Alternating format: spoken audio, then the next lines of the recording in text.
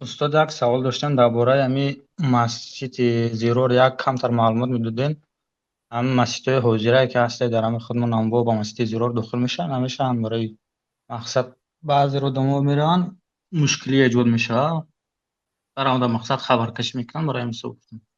مسجد زیرار اون مسجدی که در روبروی مسجد قبا ساخته شده بود با مقصدی مردم رو از مسجد قبا به اون مسجد بردن.